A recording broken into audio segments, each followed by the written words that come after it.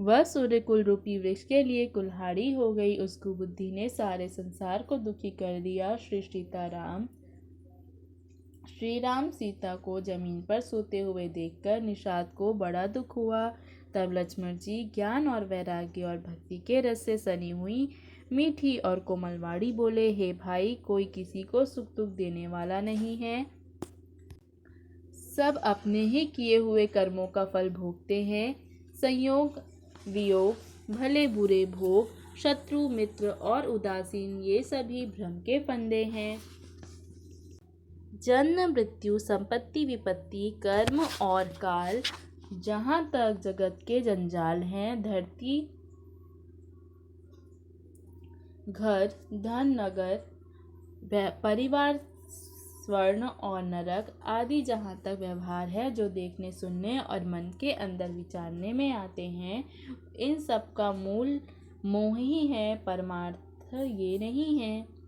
जैसे स्वप्न में राजा भिखारी हो जाए या कंगाल स्वर्ग का स्वामी इंद्र हो जाए तो जागने पर लाभ या हानि कुछ भी नहीं है, वैसे ही इस दृश्य प्रपंच को हृदय से देखना चाहिए। ऐसा विचार कर क्रोध नहीं करना चाहिए और न किसी को व्यर्थ दोष ही देना चाहिए। सब लोग मोह रूपी रात्रि में सोने वाले हैं और सोते हुए उन्हें अनेक प्रकार के स्वप्न दिखाई देते हैं। इस संसार रूपी रात्रि में योगी लोग जागते हैं, जो परमार्थी हैं और जो प्रपंच अर्थात माइक जगत से छूटे हुए हैं। जगत में जीव को जागा हुआ तभी जानना चाहिए जब सारे भोग विलासों से वैराग्य हो जाए। विवेक होने पर मोह रूपी भ्रम भाग जाता है। तब श्री रघुनाथ जी के चरणों में प्रेम होता है। हे सखा, मन वचन और कर्म से श्री राम जी के चरणों में प्रेम होना, यही सर्वश्रेष्ठ परमार्थ है। श्री राम जी परमार्थ रूप अर्थात परम वस्तु पर ब्रह्म है। वे अविगत अर्थात जानने में न आने वाले, अलख अर्थात स्थूल दृष्टि से देखने में आने वाले, अनादि अर्थात आदि रहित, अनुपम सब विकारों से रहित और भेद शून्य है। वे जिनका सत्य नित्य नेति नेति कहकर निरूपण करते हैं, वही कृपालु श्री रामचंद्र जी भक्त भूमि ब्राह्मण गौ और देवताओं के हित के लिए मनुष्य शरीर धारण करके लीलाएं करते हैं, जिनके सुनने से संसार के जंजाल मिट जाते हैं। मासपरायण 15वां विश्राम। हे सखा, ऐसा समझ मोह को त्याग कर श्री सीताराम जी के चरणों से प्रेम करो। इस प्रकार श्री रामचंद्र जी के गुण कहते कहते सबेर हो गई। तब जगत का मंगल करने वाले और उसे सुख देने वाले श्री राम जी जागे। सोच के सब कार्य करके अर्थात नित्य कर्म करके पवित्र सुजान श्री रामचंद्र जी ने स्नान किया। फिर बढ़कर दूध मंगाया। छोटे भाई लक्ष्मण जी सहित उस दूध से सिर पर जटाएं बनाई। यह देखकर सुमंत जी की आंखों में जल छा गया। उनका हृदय बहुत जलने लगा। मुँह मलिन अर्थात उदास हो गया। वे हाथ जोड़कर बहुत दीन वचन बोले, हे नाथ, मुझे कौशलनाथ दशरथ जी ने ऐसी आज्ञा दी थी कि तुम रथ लेकर श्री राम जी के साथ जाओ। वन दिखाकर गंगा स्नान कराकर दोनों भाई को जल्दी लौटा लाना। सब संशय और संकोच को दूर करके लक्ष्मण राम सीता को फिरा लाना। महाराज ने ऐसा कहा था, अब प्रभु जैसा कहे मैं वही करूं। मैं आपकी बलिहारी हूँ। इस प्रकार प्रार्थना करके वे श्री रामचंद्र जी के चरणों में गिर गए और उन्होंने बालक की भांति रो दिया और कहा, हे तात, कृपा करके वही कीजिए जिससे अयोध्या अनाथ न हो। श्री रामचंद्र जी ने मंत्री को उठाकर धैर्य बंधाते हुए कहा कि हे तात, आपने तो धर्म के सभी सिद्धांतों को छान डाला है। श्री दधीची और राजा हरिश्चंद्र ने धर्म के लिए करोड़ों कष्ट सहे थे। बुद्धिमान राजा रत्ती देव और बलि बहुत से संकट सहकर भी धर्म को पकड़े रहे, अर्थात उन्होंने धर्म का परित्याग नहीं किया। वेद शास्त्रों और पुराणों में कहा गया है कि सत्य के समान दूसरा धर्म नहीं है। मैंने उस धर्म को सहज ही पा लिया है। इस सत्य रूपी धर्म का त्याग करने से तीनों लोकों में अपयश छा जाएगा। प्रतिष्ठित पुरुष के लिए अपयश की प्रीति करोड़ों मृत्यु के समान भीषण संताप देने वाली है। हे तात, मैं आपसे ज़्यादा क्या कहूँ, लौटकर उत्तर देने में भी पाप का भागी होता हूँ। आप जाकर पिताजी के चरण पकड़कर करोड़ों नमस्कार के साथ ही हाथ जोड़कर प्रार्थना करिएगा कि हे तात, आप मेरी किसी बात की चिंता ना करें।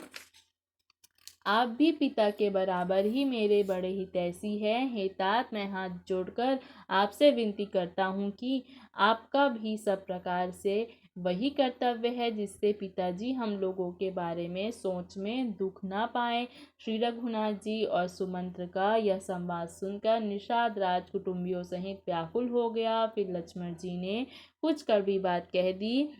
प्रभु श्री रामचंद्र जी ने उसे बहुत ही अनुचित जानकर उसको मना किया। श्री रामचंद्र जी ने सकुचाकर अपनी शपथ दिलाकर सुमंत्र जी से कहा कि आप जाकर लक्ष्मण का यह संदेश ना कहिएगा।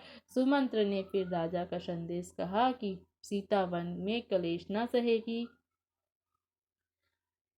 ना सह सकेगी, अतएव जिस तरह सीता अयोध्या को लौटाए तुमको और श्री रामचंद्र जी को वही उपाय करना चाहिए, नहीं तो मैं बिल्कुल ही बिना सहारे का होकर वैसे ही नहीं जीऊँगा जैसे बिना जल के मछली नहीं जीती। सीता के मायके और ससुराल में सभी सुख हैं।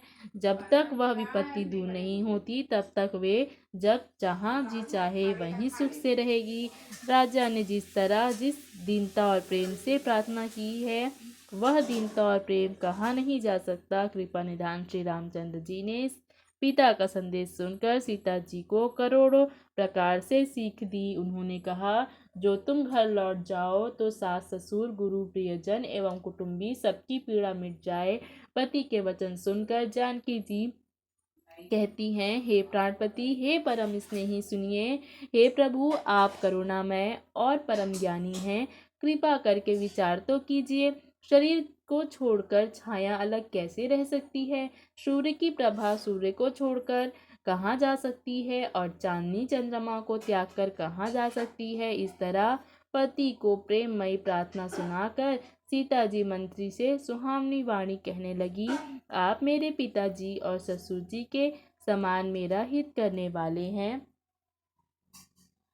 आपको मैं बदले में उत्तर देती हूँ, यह बहुत ही अनुचित है, किंतु हे तात, मैं आर्त होकर आपके सम्मुख आई हूँ, आप बुरा ना मानिएगा। आर्यपुत्र के चरण कमलों के बिना संसार में जहाँ तक नाते हैं सभी मेरे लिए व्यर्थ हैं।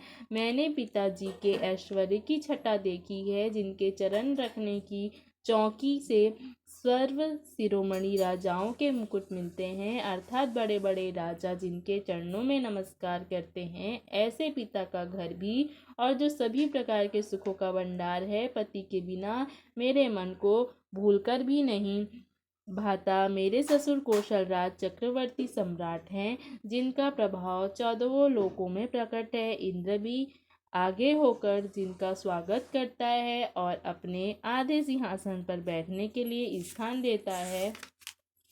ऐसे ऐश्वर्य और प्रभावशाली ससुर, उनकी राजधानी अयोध्या का निवास, प्रिय कुटुंबी और माता के समान सासुएं, ये कोई भी रघुनाथ जी के चरण कमलों की रज के बिना मुझे स्वप्न में भी सुखदायक नहीं लगते। दुर्गम रास्ते, जंगली धरती, पहाड़, हाथी, सिंह, असीम तालाब एवं नदियाँ, कोल, भील, हिरन और पक्षी प्राणपति श्री रघुनाथ जी के साथ रहते ये सभी मुझे सुख देने वाले होंगे। अतः सास और ससुर के पांव पकड़कर मेरी तरफ से प्रार्थना कीजिएगा कि वे मेरा कुछ भी सोच ना करे। मैं वन में स्वभाव से ही सुखी हूँ। वीरों में अग्रगण्य तथा धनुष और बाणों से भरे तरकस धारण किए मेरे प्राणनाथ और प्यारे देवर साथ हैं। इससे मुझे न रास्ते की थकावट है, न भ्रम है और न मेरे मन में कोई दुखी है। आप मेरे लिए भूलकर भी न सोचे। सुमंत्र सीता जी की शीतल गाड़ी सुनकर ऐसे व्याकुल हो गए जैसे सांप मड़ी खो जाने पर आंखों से कुछ सूझता नहीं, कानों से सुनाई नहीं देता। वे बहुत व्याकुल हो गए। कुछ कह नहीं सकते। श्री रामचंद्र जी ने उनका बहुत प्रकार से हल किया, तो भी उनकी छाती ठंडी न हुई। साथ चलने के लिए मंत्री ने अनेकों यत्न किए,